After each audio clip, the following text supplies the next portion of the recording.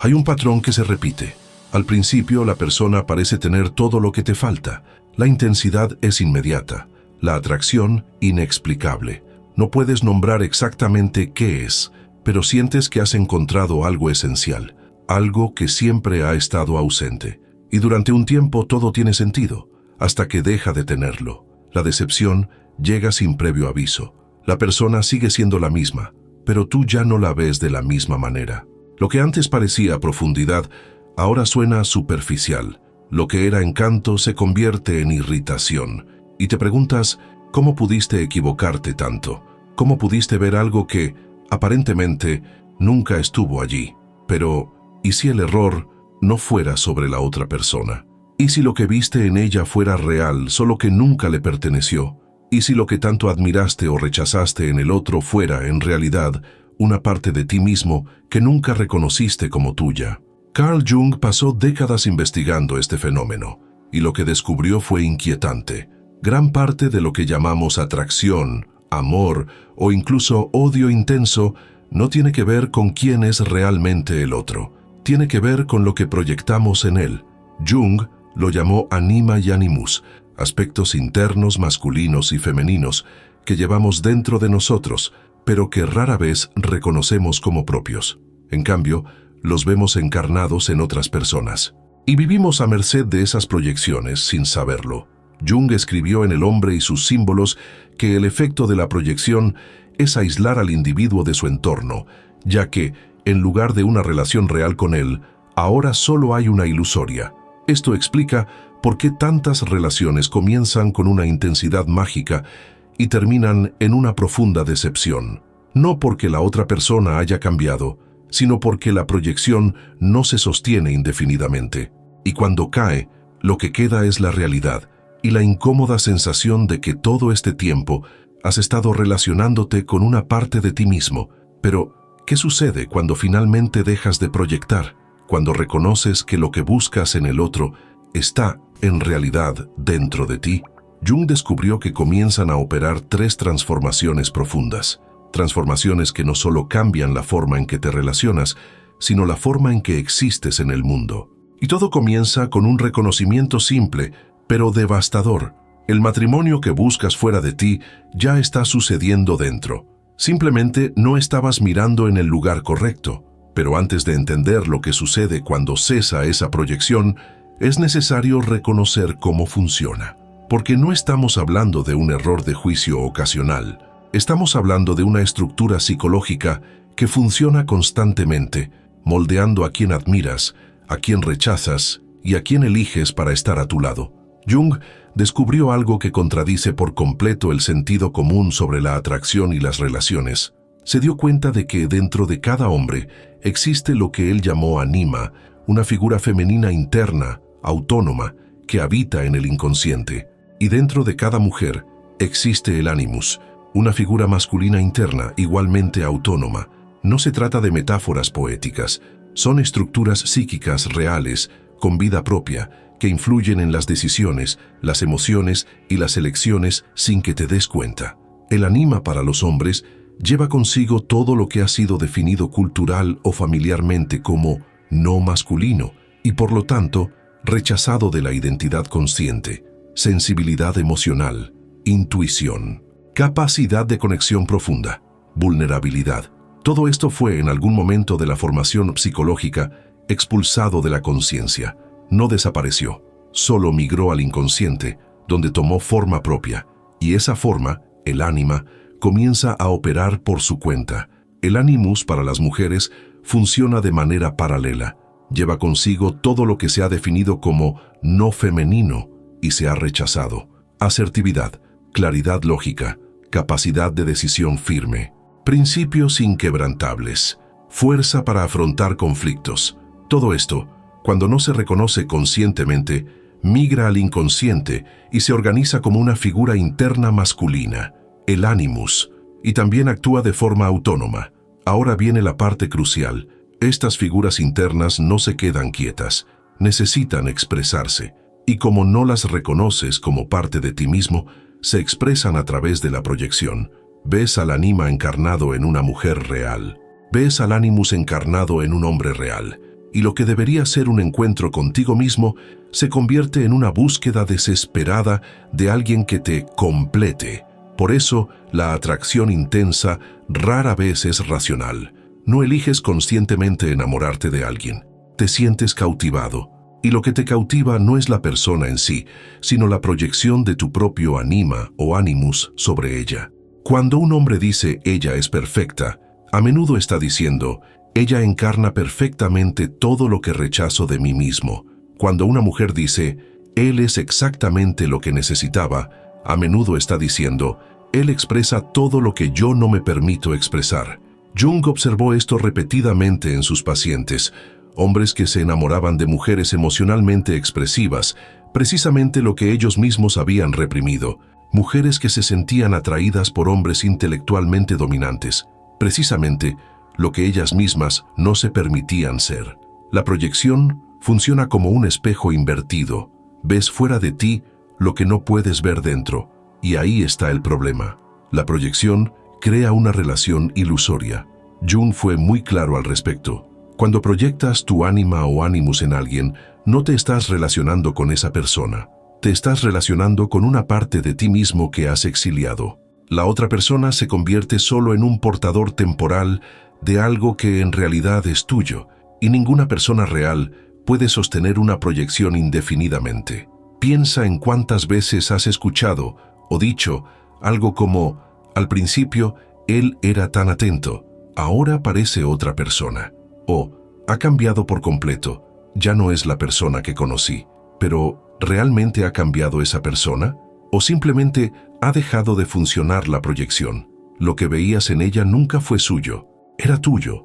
Y cuando la proyección se desvanece, lo que queda es la persona real, que nunca fue quien tú imaginabas que era. Y lo más difícil de aceptar es que esto no sucede porque tú seas ingenuo o porque el otro sea manipulador. Sucede porque estás dividido internamente, has rechazado partes de ti mismo, y esas partes rechazadas no desaparecen, simplemente salen de tu campo de visión consciente y comienzan a operar a través de los demás. Te vuelves dependiente de encontrar fuera de ti lo que debería estar integrado dentro de ti. Jung lo llamó el efecto aislante de la proyección, porque mientras proyectas, no estás realmente conectado con nadie. Estás atrapado en un teatro interior donde los demás son solo actores que representan aspectos tuyos que no reconoces.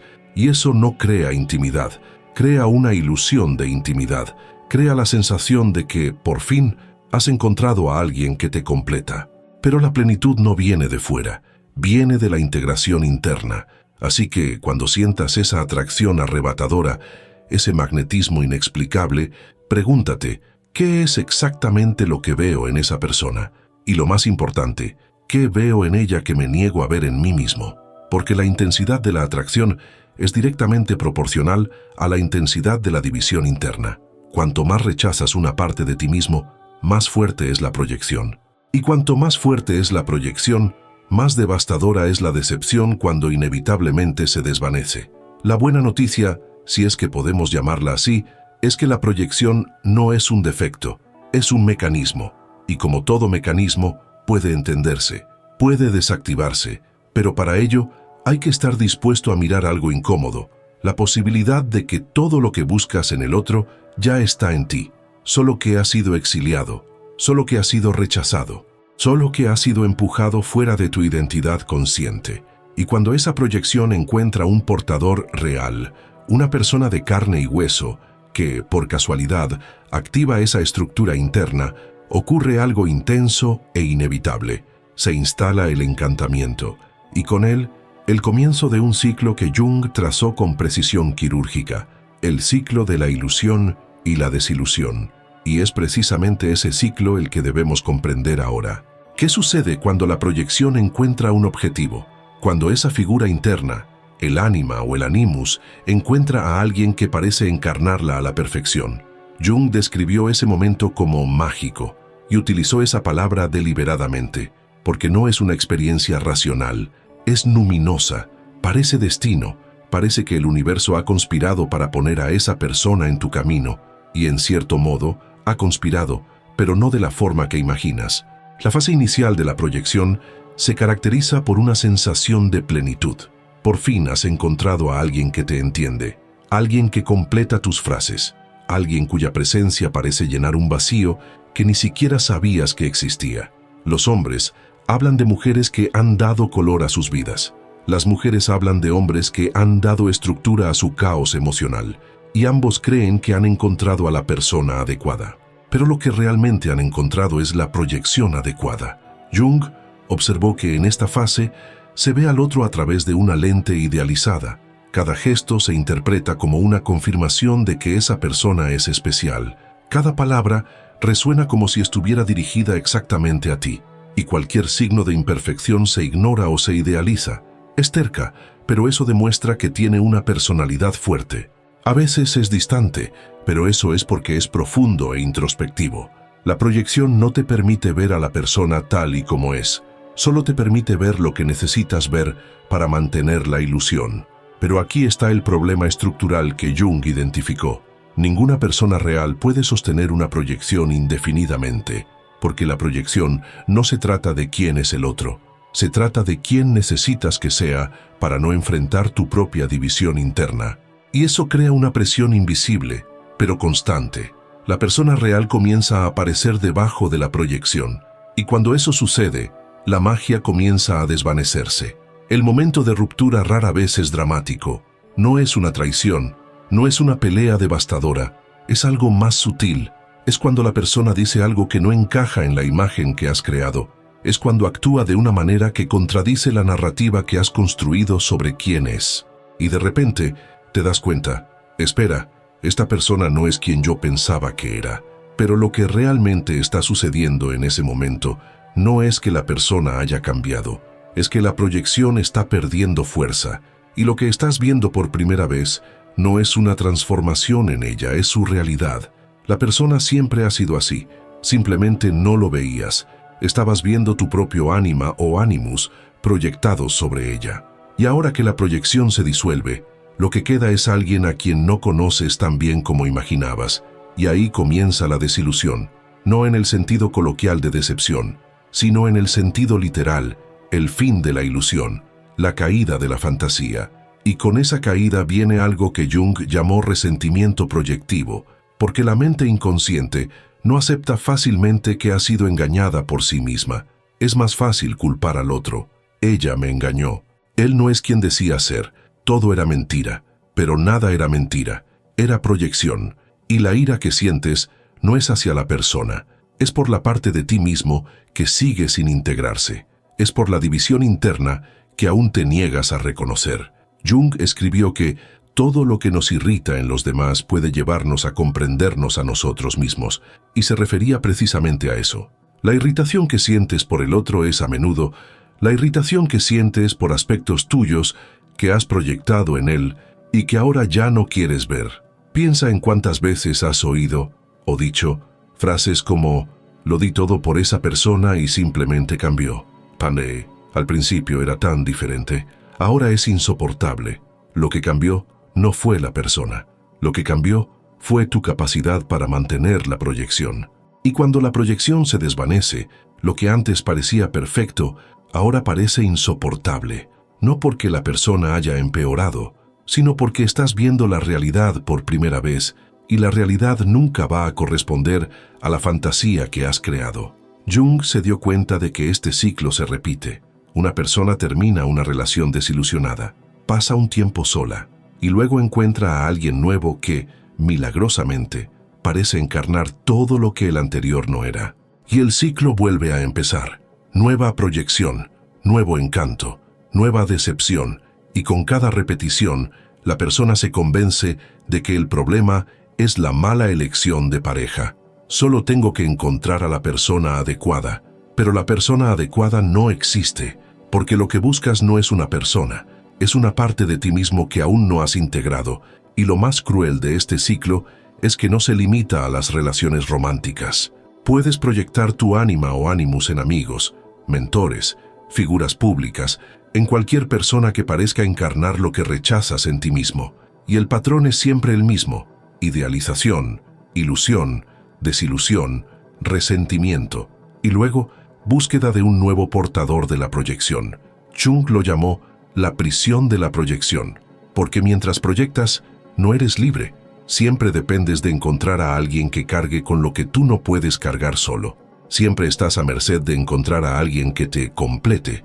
Y eso no es amor, eso no es conexión, eso es dependencia psicológica disfrazada de intimidad. Pero la desilusión no tiene por qué ser el final de la historia. Jung descubrió que puede ser el comienzo de algo mucho más profundo. Porque cuando finalmente te das cuenta de que estás proyectando, cuando reconoces que lo que buscas en el otro está, en realidad, dentro de ti, algo se abre. Una posibilidad que antes no existía. La posibilidad de retirar la proyección, de reconocer el aspecto interno, de integrarlo conscientemente. Y ahí es donde se revela el verdadero costo de la escisión. Porque la proyección no solo afecta a tus relaciones, afecta a toda tu experiencia de estar vivo. Y ese costo, se dio cuenta Jung, es mucho mayor de lo que la mayoría de la gente imagina. Es un costo que opera silenciosamente, todos los días, en cada decisión, en cada emoción, en cada momento de desconexión contigo mismo. Y es precisamente ese costo oculto el que debemos examinar ahora. Pero el costo de esta escisión va más allá de las relaciones, va más allá de la decepción repetida, de la sensación de nunca encontrar a la persona adecuada, de la frustración de ver cómo se repiten los patrones. El costo más profundo de la no integración del anima o del animus es lo que Jung llamó posesión, y cuando usó esa palabra no estaba siendo dramático, estaba siendo preciso.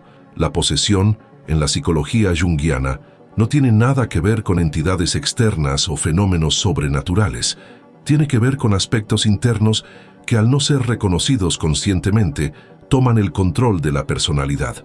Cuando rechazas el anima o el animus, cuando empujas estos aspectos al inconsciente y te niegas a integrarlos, no desaparecen, se fortalecen y comienzan a actuar a través de ti sin que te des cuenta. Ya no estás al mando, estás siendo controlado por algo dentro de ti que nunca quisiste reconocer. Para los hombres, la posesión por el anima negativo se manifiesta de formas muy específicas. Jung observó que los hombres que rechazan por completo su lado emocional y relacional, que se identifican exclusivamente con la racionalidad, la fuerza y el control, terminan siendo dominados por un anima infantil y destructivo. Y esto no se manifiesta como sensibilidad genuina, se manifiesta como inestabilidad emocional inexplicable, cambios bruscos de humor sin motivo aparente, sentimentalismo exagerado en momentos inapropiados, dependencia afectiva que raya en la desesperación. Jung describió a estos hombres como aquellos que de repente se vuelven increíblemente susceptibles, irritables, caprichosos e infantiles. Son hombres que en público mantienen una fachada de control y racionalidad, pero en casa o en relaciones íntimas explotan en crisis emocionales desproporcionadas, lloran por motivos banales, hacen chantaje emocional sin darse cuenta, se convierten en tiranos afectivos, exigiendo atención constante, validación incesante, como si fueran niños emocionalmente abandonados. Y lo más perturbador es que estos hombres a menudo no reconocen este comportamiento como propio, lo atribuyen al estrés, a la presión externa, a la falta de comprensión de los demás. Pero lo que está sucediendo es que el ánima rechazada está operando de forma autónoma, y como nunca se integró conscientemente, actúa de forma primitiva, infantil y destructiva, no como una emoción madura, sino como una emocionalidad descontrolada. O, en la otra dirección, la posesión por el ánima puede manifestarse como un sentimentalismo vacío. Hombres que hablan de amor, de conexión, de sensibilidad, pero de una forma completamente desconectada de la realidad, que idealizan a las mujeres de forma obsesiva, que crean fantasías románticas elaboradas sin base en relaciones reales, que viven en un mundo de proyecciones sin llegar a conectar realmente con otra persona. Jung lo llamó el anima como seductora, no en el sentido de seducir a otros, sino de seducir al propio hombre alejándolo de la realidad, aprisionándolo en fantasías que nunca se materializan. Para las mujeres, la posesión por el animus negativo opera de manera paralela, pero igualmente destructiva. Las mujeres que rechazan por completo su lado asertivo, lógico y autónomo, que se identifican exclusivamente con la receptividad, el cuidado y la adaptación, terminan siendo dominadas por un ánimus rígido y tiránico, y esto no se manifiesta como una fuerza genuina, se manifiesta como opiniones inflexibles, sobre todo, sin base en una reflexión real. Jung observó que estas mujeres desarrollan lo que él llamó convicciones sagradas, opiniones absolutas sobre cómo deberían ser las cosas, expresadas con una certeza que no admite cuestionamientos. No es pensamiento crítico, es rigidez opinativa. Saben exactamente lo que está bien y lo que está mal. Saben exactamente cómo deben vivir los demás. Saben exactamente lo que significa cada situación, y cualquier intento de diálogo se interpreta como un ataque personal. Jung escribió que el ánimus recopila todas las medias verdades y prejuicios de la mente consciente y asume el trono del juicio. Estas mujeres se convierten en jueces implacables, de sí mismas, de los demás, de cada situación. Pero el juicio no proviene de la sabiduría real. Proviene de un ánimus no integrado que opera como un tirano interno, y la mujer poseída por este ánimus no se da cuenta de que está siendo controlada. Ella cree que solo está siendo realista, diciendo las cosas como son, no aceptando tonterías. O en la otra dirección, la posesión por el ánimus puede manifestarse como frialdad emocional disfrazada de racionalidad.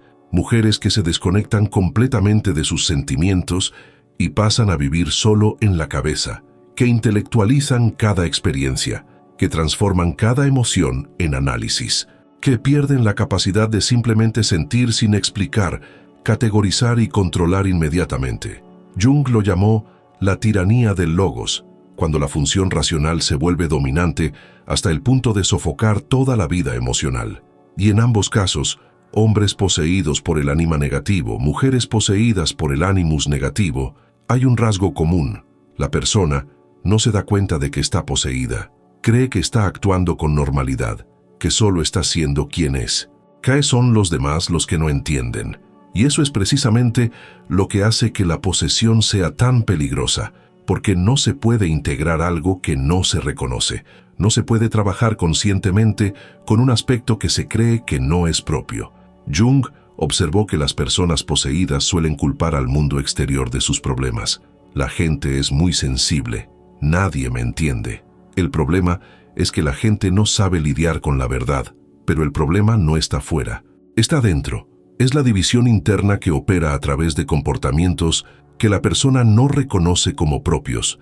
Es el aspecto rechazado que toma el control precisamente porque ha sido rechazado. Y hay algo aún más profundo sucediendo aquí.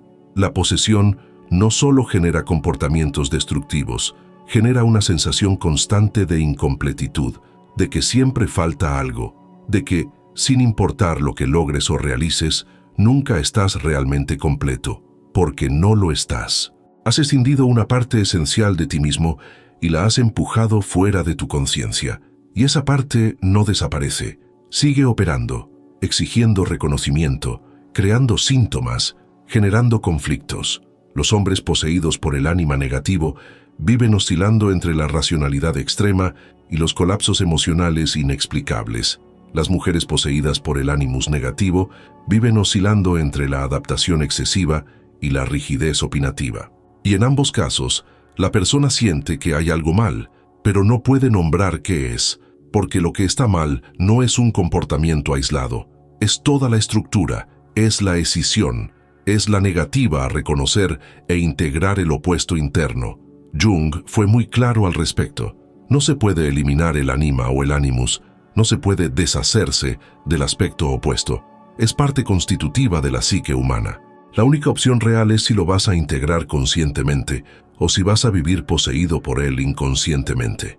Y la posesión inconsciente siempre tiene un precio. Siempre. Puede ser en relaciones destructivas, puede ser en comportamientos que no controlas, puede ser en una sensación persistente de vacío e incompletitud, pero el precio se paga. Y aquí está la difícil verdad que Jung no suavizó. Mientras estés dividido, nunca estarás realmente presente en tu propia vida. Siempre estarás buscando fuera de ti lo que solo se puede encontrar dentro.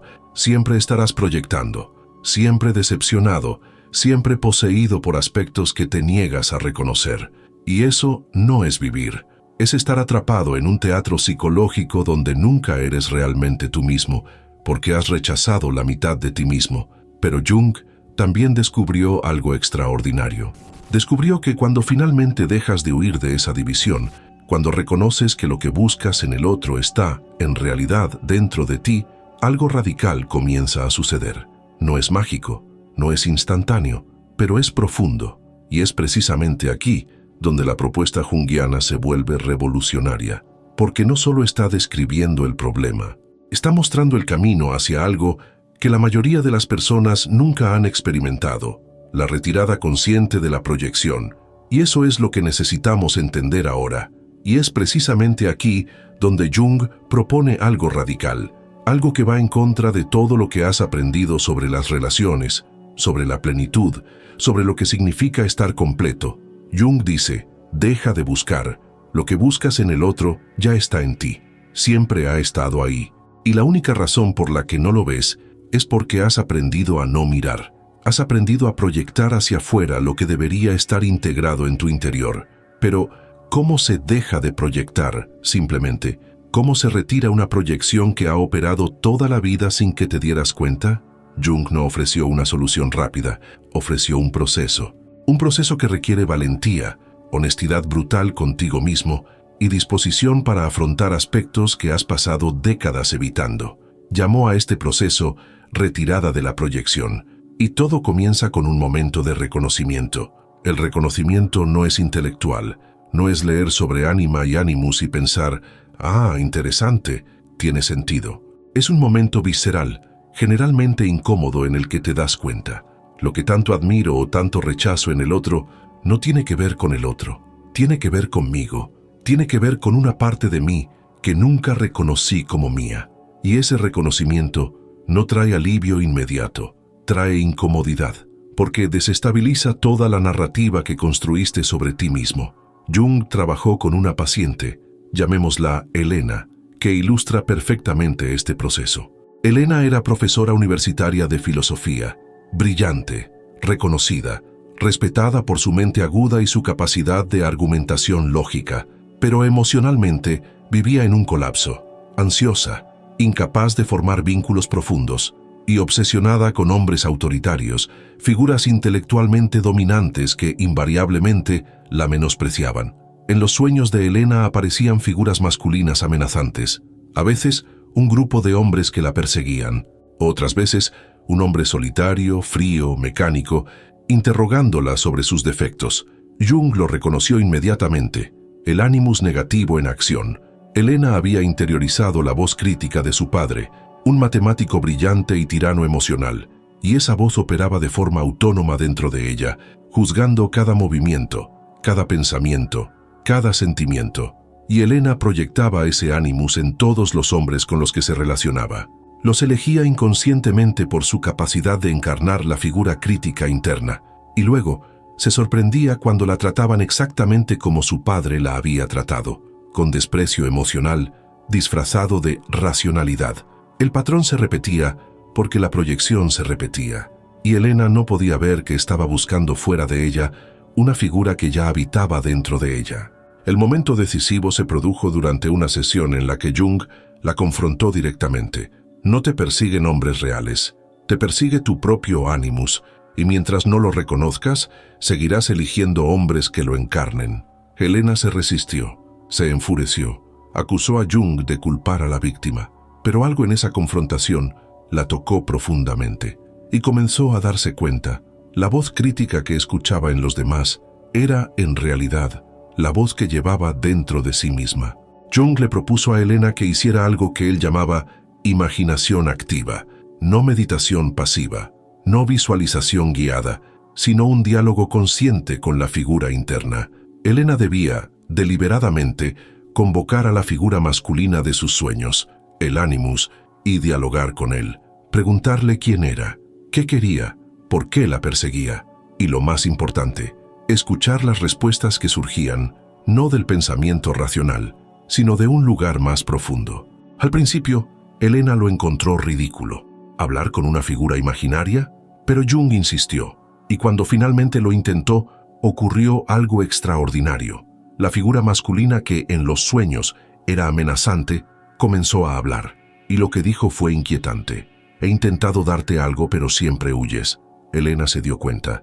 El Animus no solo era crítico, también tenía algo que ella necesitaba: claridad, firmeza, capacidad de posicionarse en el mundo sin disiparse. Ese momento de reconocimiento fue el comienzo del retiro de la proyección. Elena comenzó a ver que lo que buscaba en los hombres autoritarios, la capacidad de ser firme, de tener convicciones claras, de no doblegarse, era algo que ella misma podía desarrollar. No necesitaba a un hombre para completarla. Necesitaba integrar su propio Animus, reconocerlo, dialogar con él, y gradualmente permitir que se expresara a través de ella, no como posesión, sino como integración consciente. Y aquí es donde el trabajo de Jung se conecta con algo muy práctico, porque este proceso de reconocimiento e integración no es solo conceptual, requiere herramientas, requiere métodos concretos para traer lo inconsciente a la conciencia, para nombrar lo que antes solo se sentía, para integrar lo que antes solo se proyectaba. Si estás empezando a reconocer tus propios patrones de proyección, si te estás dando cuenta de que lo que buscas en los demás tal vez esté dentro de ti, entonces necesitas un método estructurado para hacer este trabajo. No basta con tener la intuición, es necesario tener las herramientas para integrar conscientemente lo que antes operaba inconscientemente. En mi libro La Fórmula del Despertar, detallo exactamente cómo llevar a cabo este proceso de reconocimiento e integración, y en el método SIM enseño las técnicas prácticas basadas en Jung, pero adaptadas a la realidad brasileña contemporánea para trabajar con tus proyecciones, reconocer tus aspectos oscuros e integrar los opuestos internos que has pasado toda tu vida rechazando, porque este no es un trabajo que se haga solo. Necesitas estructura, necesitas orientación y necesitas herramientas reales para ir más allá de la intuición y llegar a la transformación. Pero volviendo al proceso, el reconocimiento es solo el comienzo. La integración es un trabajo continuo. Jung observó que, a medida que Elena retiraba la proyección y comenzaba a dialogar conscientemente con su Animus, sus sueños cambiaban. Las figuras masculinas dejaban de ser amenazantes. En un sueño particularmente significativo, un hombre sabio, una versión transformada del Animus, le entregó una llave dorada. Cuando Elena le preguntó qué abría la llave, él respondió: la puerta para comprender tanto tu mente como tu corazón. Jung interpretó este sueño como un símbolo de integración. La llave dorada representaba el acceso consciente al Animus positivo, ya no como un tirano interno, sino como un guía, como una fuerza de claridad, discernimiento y acción en el mundo. Elena estaba empezando a integrar aspectos que antes rechazaba, y eso no la hacía más masculina, la hacía más completa, más capaz de ser, al mismo tiempo, profundamente emocional y claramente racional, no dividida, integrada. Y aquí está la parte que Jung enfatizó repetidamente: cuando retiras la proyección, no pierdes nada, lo ganas todo, te recuperas a ti mismo. Ganas la energía que se estaba desperdiciando en proyecciones. Ganas claridad sobre quién eres realmente frente a quién imaginabas que tenías que ser. Ganas la capacidad de relacionarte con personas reales, no con proyecciones. Y, lo que es más importante, ganas algo que quizá nunca hayas experimentado, la sensación de estar completo en ti mismo. Pero esta integración no ocurre de una vez. No hay un momento mágico en el que de repente estés totalmente integrado y nunca más proyectes. La integración es un proceso, es gradual, y está marcada por 3 transformaciones profundas que Jung documentó en sus pacientes. 3 cambios que ocurren cuando se retira la proyección y se integra conscientemente el aspecto opuesto. Y son precisamente estas 3 transformaciones las que vamos a explorar ahora, comenzando por la primera, la liberación de la energía psíquica que estaba atrapada en conflictos inconscientes. Pero el reconocimiento es solo el comienzo. La integración trae consigo 3 transformaciones profundas, y la primera de ellas es la más inmediata, la más sentida en el cuerpo, en la mente, en la experiencia cotidiana de estar vivo: la liberación de energía psíquica. Jung se dio cuenta de algo que la mayoría de los enfoques psicológicos ignoran por completo. La energía psíquica no desaparece, no se destruye, solo se redirige. Y cuando vives dividido, rechazando aspectos de ti mismo, proyectándolos constantemente, luchando contra partes internas que no reconoces, una cantidad absurda de energía queda atrapada en ese conflicto interno. Piensa en ello como un río represado. El agua sigue fluyendo, pero no puede seguir su curso natural. Toda la fuerza de la corriente queda contenida, creando presión, turbulencias y desgaste en las orillas, y lo que debería ser flujo se convierte en contención. Jung observó exactamente eso en la psique humana. Cuando represas aspectos de ti mismo, cuando empujas al anima o al animus al inconsciente y vives en constante conflicto con ellos, tu energía vital queda atrapada en esa represa. Y el resultado no es paz, es agotamiento disfrazado de normalidad. Las personas que viven divididas a menudo refieren síntomas que parecen no tener causa. Cansancio crónico que el sueño no resuelve. Ansiedad persistente que ninguna relajación elimina. Sensación de estar siempre al límite, como si cualquier cosa pudiera desencadenar un colapso. Y los tratamientos convencionales rara vez funcionan porque no están tratando la causa real. La causa real no es externa, es interna. Es la absurda cantidad de energía que se gasta para mantener la división, para sostener la proyección, para evitar el encuentro con aspectos de uno mismo que se rechazan. Jung documentó algo fascinante en sus pacientes. A medida que avanzaba la integración del ánima o del animus, los síntomas físicos y psicológicos comenzaban a disolverse, sin intervención médica adicional, sin cambios externos en las circunstancias de la vida, simplemente porque la energía que estaba atrapada en conflictos inconscientes comenzaba a fluir de nuevo. Y cuando la energía psíquica fluye, todo el sistema cambia. En el caso de Elena, la profesora que mencionamos antes, los resultados fueron dramáticos. Había sufrido migrañas crónicas durante años, múltiples médicos, múltiples tratamientos. Nada funcionaba de forma consistente. Pero a medida que retiraba la proyección del animus y comenzaba a integrarlo conscientemente, las migrañas disminuyeron, gradualmente, hasta desaparecer por completo. Jung interpretó esto no como una cura mágica, sino como una liberación de tensión. El cuerpo de Elena estaba literalmente reteniendo la tensión de la escisión psíquica, y cuando la escisión comenzó a disolverse, el cuerpo se relajó. Pero la liberación de energía no es solo física, es creativa.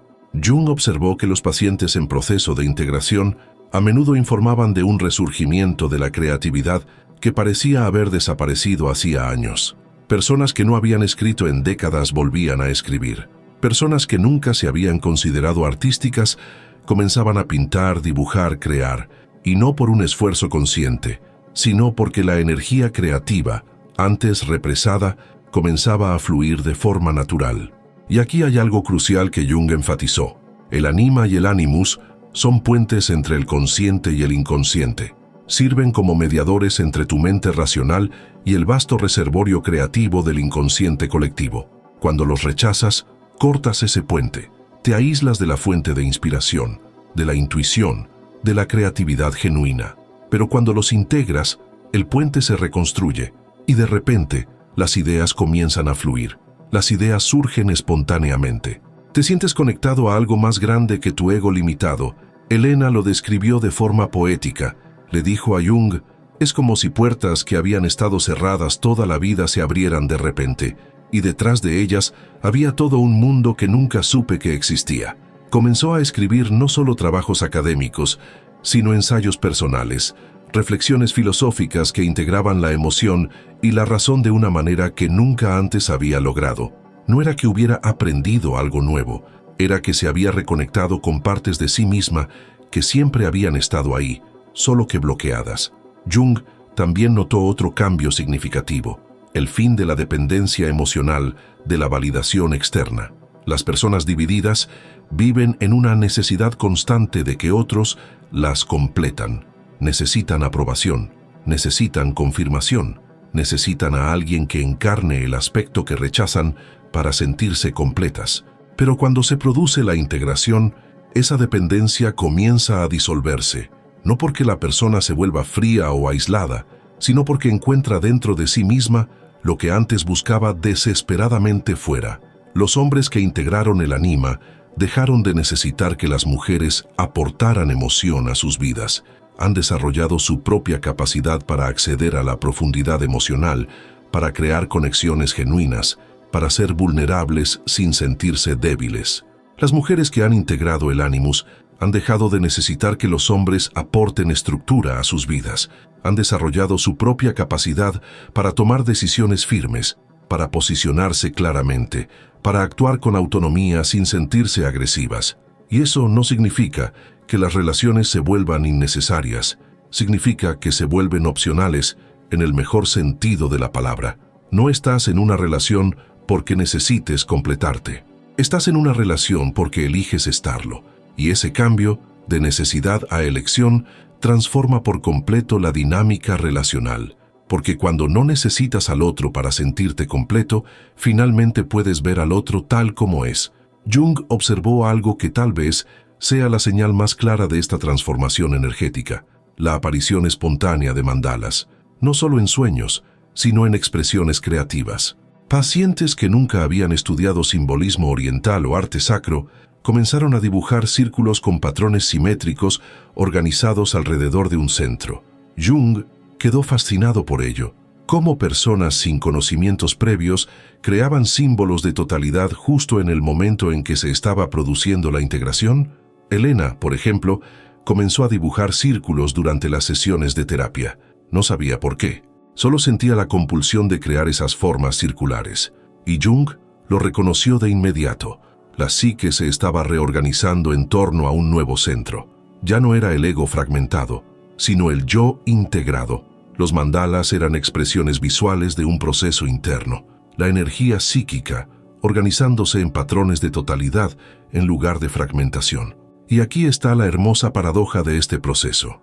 Cuando finalmente dejas de buscar la plenitud fuera de ti mismo, cuando retiras las proyecciones e integras los aspectos internos, no te vuelves menos conectado con el mundo, te vuelves más conectado, porque la energía que se desperdiciaba en proyecciones y conflictos internos ahora está disponible para la presencia real, para la conexión genuina, para el compromiso auténtico con la vida. Jung describió esto como la circulación de la energía. Cuando los aspectos divididos se integran, la energía psíquica comienza a circular libremente por toda la psique, en lugar de estancarse en conflictos. Y esta circulación genera vitalidad, creatividad, propósito, no como algo que tengas que forzar o fabricar, sino como algo que surge naturalmente cuando se eliminan los bloqueos. Pero esta liberación de energía es solo la primera transformación, y quizás la más fácil de reconocer. La segunda transformación es más sutil, más profunda y para muchas personas más aterradora, porque exige que abandones por completo la fantasía de que alguien puede completarte. Exige que enfrentes la posibilidad de relaciones reales, no basadas en la proyección sino en la presencia. Y es esta segunda transformación la que vamos a explorar ahora. Pero hay una segunda transformación aún más profunda. Y ocurre precisamente en el lugar donde la proyección operaba con más fuerza, en las relaciones.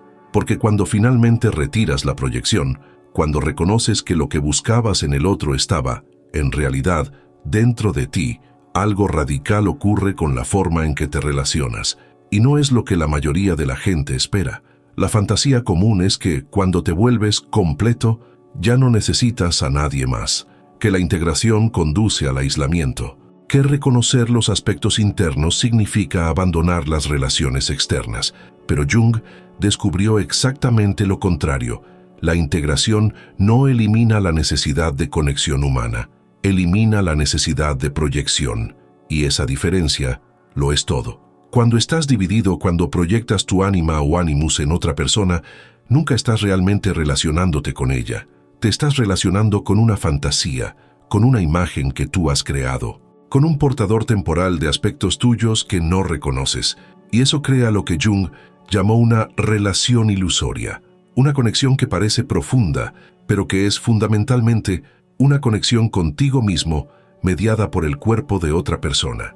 Piensa en cuántas veces has escuchado o dicho frases como «te amo porque me completas». Suena romántico, suena profundo, pero lo que esa frase realmente dice es «te amo porque tienes algo que yo debería haber integrado en mí mismo». Y eso no es amor, es dependencia psicológica, es el intento de utilizar a otra persona para evitar el trabajo de convertirse en uno mismo.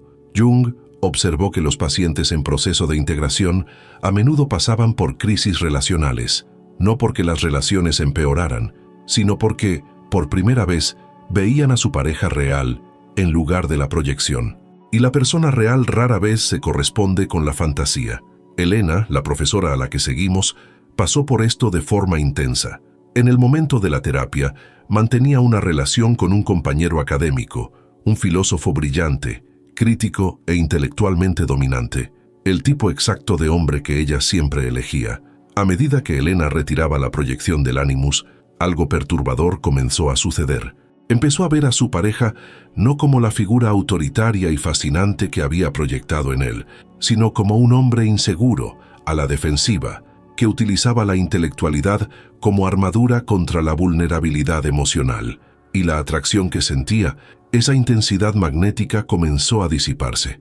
No porque él hubiera cambiado, sino porque ella estaba viendo la realidad por primera vez. Y aquí está el momento crucial. Elena tuvo que decidir. Podía terminar la relación y buscar a alguien nuevo en quien proyectar de nuevo, o podía quedarse e intentar construir algo diferente, una relación real, basada en quienes eran realmente, no en quien necesitaba que él fuera. Eligió la segunda opción, y lo que sucedió fue transformador, pero de una manera completamente diferente a lo que esperaba. La relación no se volvió más fácil, se volvió más honesta. Elena dejó de idealizar a su pareja, dejó de esperar que él fuera la fuente de claridad y estructura en su vida, y sorprendentemente, él también comenzó a relajarse, porque cuando dejas de cargar con la proyección de alguien, te liberas de una presión invisible que siempre estaba presente. Él ya no tenía que ser el intelectual dominante, podía ser vulnerable, podía tener dudas, podía ser humano. Jung lo llamó relación consciente, cuando dos personas se ven mutuamente sin el velo de la proyección. Y fue muy claro, este tipo de relación no es para todo el mundo, porque exige que renuncies a la fantasía de la plenitud, exige que aceptes que la otra persona no está ahí para llenar tus vacíos, está ahí para ser quien es. Y tú tienes que decidir si quieres relacionarte con quien realmente es o si prefieres buscar otra pantalla de proyección. Pero para aquellos que eligen quedarse, para aquellos que hacen el trabajo de retirar las proyecciones y construir algo real, Jung observó algo extraordinario. La relación se vuelve menos dramática, pero más profunda, menos intensa, pero más estable, menos mágica, pero más verdadera. Y hay una calidad de intimidad que simplemente no existe cuando la proyección está operando. Porque la intimidad real, no la fusión proyectiva, sino la intimidad genuina, solo es posible cuando ves al otro tal como es, cuando no estás tratando de convertirlo en el portador de tu ánima o ánimus, cuando no estás exigiendo que te complete, cuando estás completo en ti mismo y eliges conectarte con alguien que también está completo en sí mismo. Y esa conexión, descubrió Jung, es mucho más satisfactoria que cualquier fantasía de plenitud. Pero hay un aspecto de esta transformación que Jung consideraba aún más significativo, el fin de la desilusión. Porque cuando no proyectas, no puedes desilusionarte. Desilusión significa fin de la ilusión. Y si nunca creaste la ilusión en primer lugar, si viste a la persona tal y como era desde el principio, entonces no hay ilusión que deshacer. No hay un momento de descubrir quién es realmente porque siempre lo has sabido. Y eso cambia por completo la trayectoria de las relaciones. La mayoría de las relaciones siguen el patrón: idealización, decepción, resentimiento, ruptura o resignación. Pero las relaciones sin proyección siguen un camino diferente: reconocimiento, elección, profundización, madurez. Y la diferencia radica precisamente en la ausencia de idealización inicial. No se empieza con una fantasía, se empieza con la realidad y se construye a partir de ahí. Jung también observó algo profundo sobre la sexualidad cuando se elimina la proyección. La atracción sexual, observó, a menudo se intensifica con la proyección. Esa química inexplicable, ese magnetismo irresistible, suele indicar una fuerte proyección, y cuando la proyección se disuelve, muchas personas temen que la atracción desaparezca. Pero Jung descubrió que, aunque la atracción cambia de calidad, no desaparece. Se vuelve menos compulsiva, pero más consciente. Menos sobre llenar un vacío interno, más sobre una elección genuina. Elena lo describió de manera elocuente.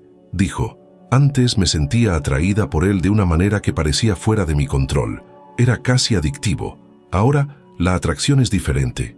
Es más tranquila, pero más profunda. Lo elijo conscientemente, y esa elección consciente es más erótica que cualquier compulsión inconsciente». Y aquí hay algo que Jung enfatizó repetidamente. Las relaciones conscientes no son menos apasionadas, son apasionadas de otra manera. La pasión no proviene de la proyección, proviene de la presencia, de la capacidad de estar verdaderamente presente con otra persona, sin la mediación de fantasías inconscientes, y esa presencia, argumentaba Jung, es mucho más rara y mucho más valiosa que cualquier intensidad proyectiva. Pero esta transformación no se limita a las relaciones románticas, afecta a todas las relaciones. Jung observó que los pacientes que integraban el anima o el animus también transformaban sus amistades, sus relaciones familiares, sus dinámicas laborales, porque cuando dejas de proyectar, dejas de ver a los demás como figuras de tu propio drama psicológico. Los ves como personas autónomas, con sus propias complejidades, sus propias luchas, sus propias verdades. Y eso genera algo que Jung llamó respeto genuino por el otro. No el respeto superficial que ofreces por convención social, sino el respeto profundo que proviene de reconocer que el otro no está aquí para satisfacer tus necesidades psicológicas. Está aquí viviendo su propio viaje. Y cuando realmente entiendes eso, cuando dejas de usar a las personas como pantallas de proyección, algo cambia fundamentalmente en la calidad de todas tus interacciones. Las amistades se vuelven menos transaccionales. No buscas amigos que llenen algo, buscas personas con las que realmente conectas. Las relaciones familiares se vuelven menos tensas. Dejas de exigir que tus padres, hermanos o hijos sean quienes tú necesitas que sean. Los aceptas tal y como son. Y paradójicamente, esa aceptación a menudo crea más cercanía que cualquier intento de cambiarlos. Y en el trabajo, esta transformación es quizás más visible. Jung observó que las personas que integraban sus aspectos opuestos se convertían en líderes más eficaces, no porque fueran más carismáticos, sino porque eran más auténticos. No necesitaban proyectar autoridad a través de máscaras, incorporaban una autoridad genuina, la autoridad que proviene de estar íntegro, no de fingir fuerza. Elena lo experimentó directamente. A medida que integraba su animus, se volvía más asertiva en sus clases, más clara en sus posiciones académicas, más capaz de discrepar sin agresividad. Pero lo más notable era que también se volvía más vulnerable. Podía admitir cuando no sabía algo, podía mostrar la emoción adecuada, podía ser al mismo tiempo fuerte y humana, y sus alumnos respondían a esa autenticidad de una manera que nunca habían respondido a su anterior persona intelectual. Jung resumió esta segunda transformación de una manera simple pero profunda. Cuando dejas de proyectar, empiezas a amar. No el amor fantasioso, no el amor por necesidad, sino el amor por elección. El amor que ve al otro con claridad y elige quedarse. El amor que no necesita ilusiones porque la realidad es suficiente. Y ese amor, argumentaba Jung, es el único tipo de amor que realmente dura. Porque no depende de proyecciones que inevitablemente se desvanecen, depende de una presencia que se profundiza con el tiempo. Pero incluso esta transformación relacional no es el final del viaje. Hay una tercera transformación, y es quizás la más silenciosa y definitiva, porque no ocurre en las relaciones, ocurre dentro de ti. Es la transformación que Jung consideraba el objetivo final de todo el proceso de individuación, el surgimiento del yo integrado, y es de eso de lo que tenemos que hablar ahora. Pero la tercera transformación es la más silenciosa y definitiva. No ocurre en las relaciones, no ocurre en la energía que sientes fluir, ocurre en un lugar mucho más profundo, en la forma en que habitas tu propia existencia. Jung lo llamó la emergencia del yo, y cuando usó esa palabra con mayúscula, yo no ego, se refería a algo muy específico, el centro integrado de la personalidad que trasciende e incluye tanto aspectos conscientes como inconscientes. El ego, explicó Jung, es solo el centro de la conciencia. Es la parte de ti que dice yo, que toma decisiones, que navega por el mundo cotidiano. Pero el ego no es la totalidad de lo que eres. Es solo la punta visible de algo mucho más grande.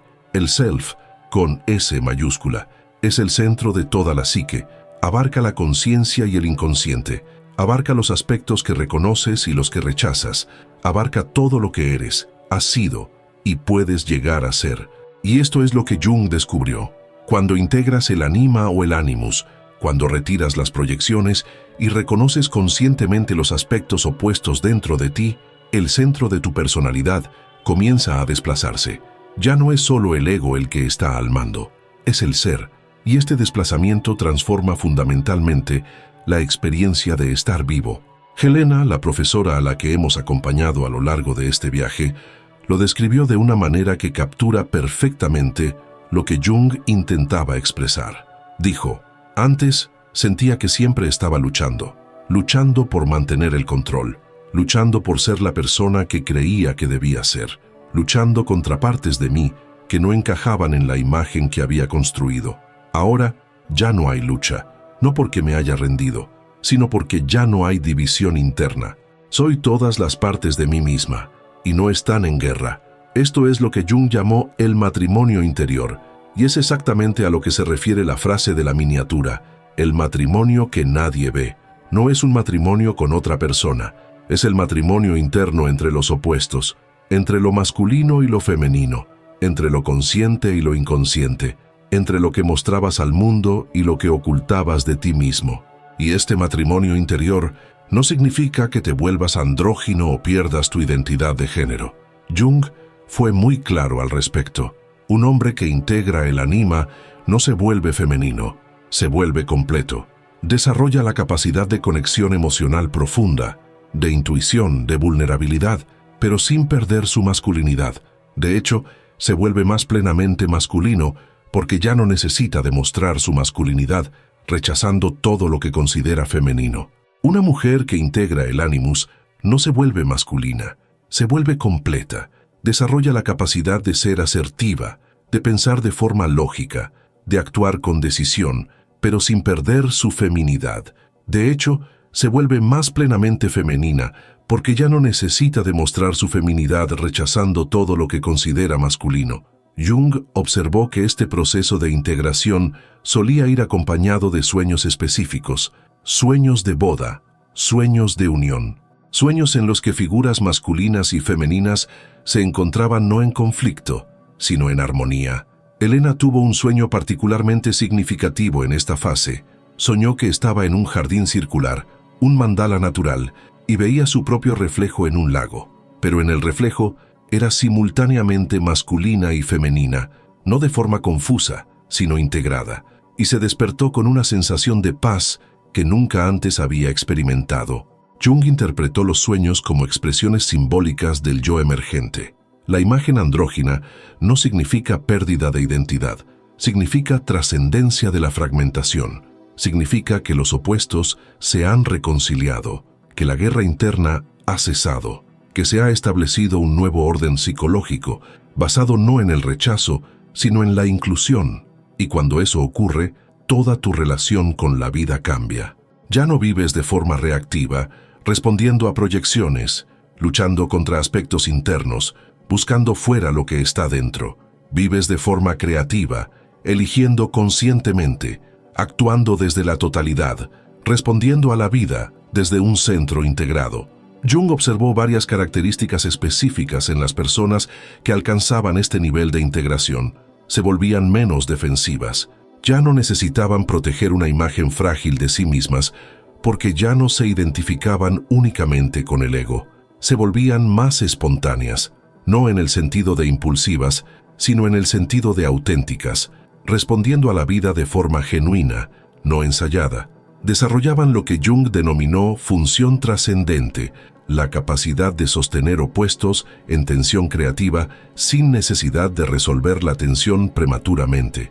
Podían ser al mismo tiempo fuertes y vulnerables, racionales y emocionales, autónomas y conectadas, y esta capacidad de sostener paradojas sin colapsar en uno de los polos es quizás la señal más clara de integración.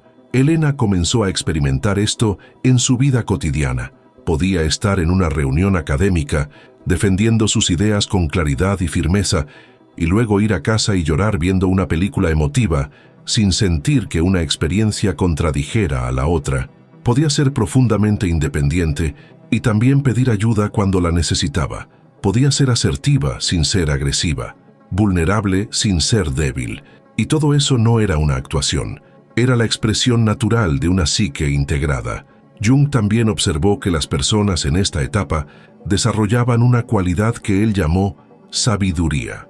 No sabiduría en el sentido de acumular conocimientos, sino sabiduría en el sentido de comprender la complejidad humana sin juzgar, de reconocer que todos llevamos dentro opuestos, que todos luchamos con la integración, que todos proyectan, y que el viaje no se trata de la perfección, sino de la totalidad. Y la totalidad, enfatizó Jung repetidamente, no es lo mismo que la perfección.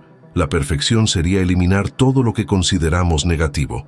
La totalidad es incluir todo, luz y sombra, fuerza y debilidad, aspectos masculinos y femeninos, y permitir que coexistan conscientemente. Es aceptar que eres simultáneamente capaz de un gran amor y una gran ira, de un gran coraje y un gran miedo, de una gran claridad y una gran confusión, y que todo eso es humano. Elena resumió su experiencia de una manera simple, pero profunda. Antes, pensaba que la totalidad significaba ser perfecta. Ahora entiendo que la totalidad significa ser completa. Y ser completa significa incluir todo, incluso las partes que he pasado toda mi vida tratando de eliminar. Y aquí está la verdad final que Jung quería que entendiéramos. El matrimonio que nadie ve, el matrimonio interior entre opuestos, no es un evento único, no es algo que se alcanza y ya está. Es un proceso continuo, es una danza constante entre lo consciente y lo inconsciente, entre los aspectos que conoces y los que aún están emergiendo, entre quién eres y en quién te estás convirtiendo. Pero cuando este proceso está activo, cuando te comprometes conscientemente con la integración de los opuestos, la vida se vuelve fundamentalmente diferente, no más fácil, pero más verdadera, no más mágica, pero más real, no más llena de intensidad proyectiva, pero llena de presencia genuina, y es desde ese lugar de integración que finalmente puedes vivir, no la vida que imaginaste que debías vivir, no la vida que otros esperaban de ti, sino la vida que surge naturalmente cuando dejas de rechazar la mitad de ti mismo, cuando dejas de proyectar, cuando reconoces que lo que siempre buscaste en el otro estaba, todo el tiempo, esperando ser reconocido dentro de ti. Entonces, antes de terminar, te dejo una pregunta que solo tú puedes responder. ¿Qué parte de ti está proyectada en alguien en este momento? ¿Qué aspecto interno aún no has reconocido como tuyo? ¿Qué cualidad admiras o rechazas en los demás que, en realidad, existe dentro de ti, solo esperando ser integrada? Porque la respuesta a estas preguntas no es solo conceptual, es el comienzo de un camino que Jung trazó con precisión, pero que solo tú puedes recorrer. Y si sientes que estás listo para este trabajo, si reconoces tus propios patrones de proyección y quieres herramientas reales para integrarlos, entonces sabes dónde encontrarme. Recuerda, vivir con conciencia es una elección. Despierta tu mente, afronta tus deseos e ilumina tu sombra. Cuenta conmigo en este viaje y sigue con los próximos vídeos del canal.